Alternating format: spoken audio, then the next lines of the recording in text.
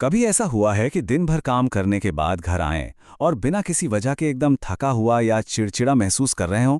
अच्छा, आज हम इसी अदृश्य बोझ को समझने की कोशिश करेंगे, जिसे ये स्रोत सामग्री आध्यात्मिक डिटॉक्सिफिकेशन कहती है। चलिए देखते हैं कि आखिर ये है क्या और इससे कैसे निपटा जा सकता है। हम सबने ये महसूस किया है ना?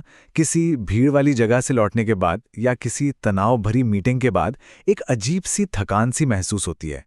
तो ये सवाल हमें सोचने पर मजबूर करता है कि क्या हमारी बातचीत सिर्फ शब्दों का लेन देन है या कुछ और भी है जो पीछे रह जाता है। तो चलिए सबसे पहले उस समस्या की जड़ तक पहुंचते हैं। हम यहाँ बात कर रहे हैं एक ऐसे अदृश्य बोझ की जो हमारे कंधों पर धीरे धीरे जमा होता जाता है जब हम तनाव, नेगेटिविटी या बस दिन भर की भागदौड़ से गुजरते हैं। स्रोत में इसे एक बड़ा दिलचस्प नाम दिया गया है, ऊर्जावान विषाक्त पदार्थ। इसको ऐसे समझिए, जैसे धूल हमारे कपड़ों पर जम जाती है ना, ठीक वैसे ही दिन भर की नकारात्मक बातचीत, तनाव भरा माहौल और दूसरों की चिंताएं, ये सब हमारे एनर्जी फील्ड पर एक परत सी बना देती हैं। और इसका असर वो हमारी जिंदगी में साफ साफ दिखता है। जब ये ऊर्जावान विषाक्त पदार्थ बहुत ज्यादा जमा हो जाते हैं तो हम बिना किसी खास वजह के थका हुआ, चिड़चिड़ा या थोड़ा उदास महसूस करने लगते हैं। ऐसा लगता है जैसे हमारी बैटरी ही डाउन हो गई है।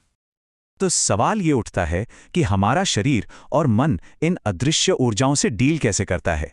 इसे समझने के लिए स्रोत में एक बहुत ही बढ़िया मेटाफर, एक रूपक का इस्तेमाल किया गया है जो सब कुछ एकदम आसान बना देगा। जरा कल्पना कीजिए कि हमारे अंदर ही एक सुपर स्मार्ट बायो कंप्यूटर लगा हुआ है।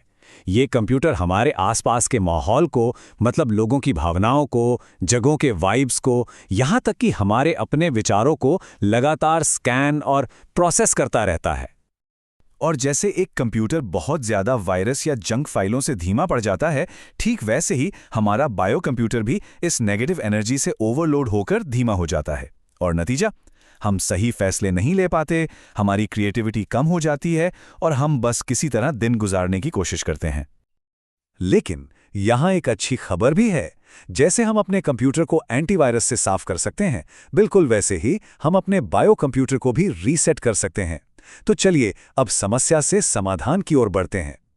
स्रोत हमें एक बहुत ही सरल 3 स्टेप की प्रक्रिया बताता है। पहला कदम है पहचानना।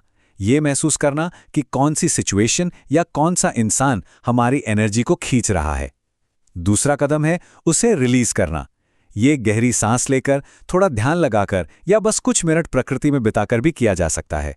और तीसरा और सबसे जरूरी कदम है रीसेट करना, यानी अपने आप को पॉजिटिव एनर्जी से भरना, जैसे अच्छा संगीत सुनना, किसी अपने से बात करना या कुछ ऐसा करना जिससे सच में खुशी मिले।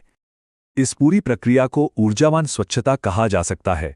देखिए, जैसे हम रोज नहाकर अपने शरीर को साफ करते हैं, ठीक वैसे ही हमें अपनी ऊर्जा को भी रोज साफ करने की जरूरत होती है। ये एक आदत है जिसे कोई भी अपना सकता है। तो ये सब करने से होता क्या है? जब हम नियमित रूप से अपनी ऊर्जा की सफाई करते हैं तो हमारी जिंदगी में असल में क्या बदलता है? आइए जरा इस पर एक नजर डालते हैं। बदलाव वाकई हैरान करने वाला हो सकता है। देखिए, एक तरफ जहां पहले ऊर्जा का जमाव था, यानी एक भारीपन था, डिटॉक्स के बाद वहां आध्यात्मिक स्पष्टता आ जाती है। जहां पहले थकावट और कमजोरी थी, वहां अब एक नई, दोबारा पाई हुई ऊर्जा है। यह सचमुच नेगेटिविटी से पॉजिटिविटी की ओर एक सीधी यात्रा है।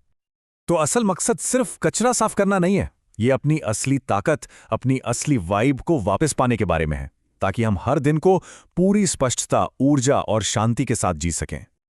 और हाँ, ये कोई नई खोज नहीं है। दुनिया भर की संस्कृतियाँ सदियों से ऊर्जा शुद्धि के अलग अलग तरीकों का अभ्यास करती आ रही हैं। चाहे वो धूप जलाना हो, मंत्रों का जाप करना हो या बस प्रकृति के साथ जुड़ना हो, ये एक ऐसा ज्ञान है जो हमेशा से हमारे साथ रहा है। और ये हमें आज के सबसे महत्वपूर्ण सवाल पर ले आता है। हर दिन, हर पल हमारे पास एक विकल्प होता है। हम चुन सकते हैं कि हम तनाव और नेगेटिविटी की फ्रीक्वेंसी पर रहें या फिर हम शांति, स्पष्टता और पॉजिटिविटी की फ्रीक्वेंसी को चुनें। चुनाव हमेशा हमारा होता है।